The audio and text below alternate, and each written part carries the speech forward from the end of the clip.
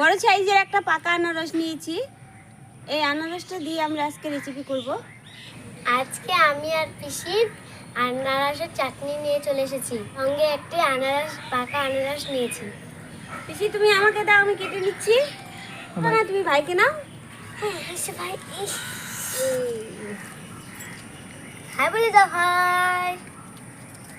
বড় সাইজের একটা পাকা আনারস নিয়েছি। এই আনারসটা দিয়ে আমরা আজকে রেসিপি করব। এই আনারসটা এখন আমি পরিষ্কার করে কেটে নেব।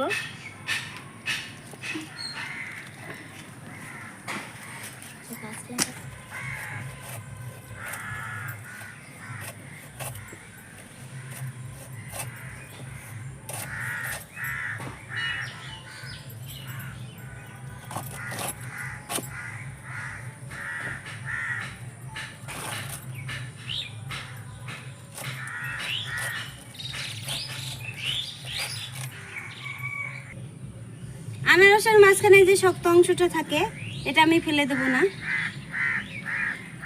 আনারসগুলোকে এখন আমি এটার সাহায্যে ঝুরি করে কেটে নেব।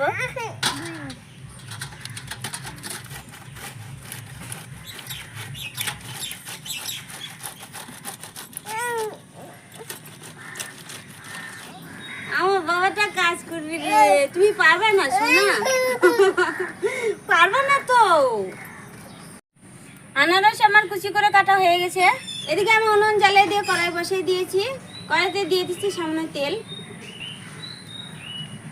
দিয়ে দিচ্ছি একটা তেজপাতা, দিয়ে দিচ্ছি দুটো শুকনো লঙ্কা, দিয়ে দিচ্ছি 4টে ফাটানো এলাচ,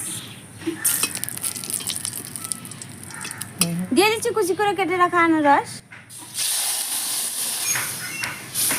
আনারসগুলো সিদ্ধ হয়ে আসা অবধি আমি ঢাকনা দিয়ে ঢেকে রাখছি। 4 মিনিট পর আমি ঢাকনাটাকে তুলে নিচ্ছি।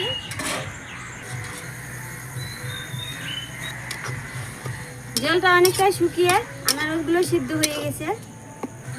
দিয়ে দিচ্ছি সামান্য একটু নুন। নুনটা তোমরা বুঝে সুঝে দেবে।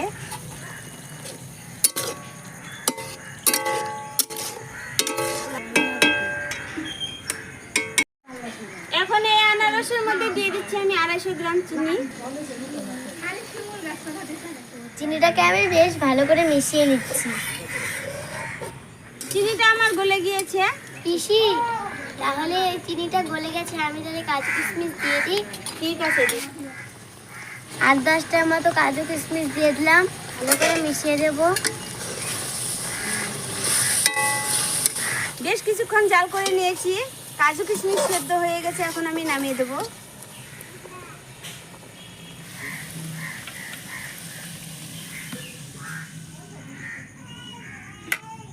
আনারসের চাটনির ওপর থেকে চেরি ফল দিয়ে সাজিয়ে দেবো। কত সুন্দর লাগছে না পিসি? হ্যাঁ,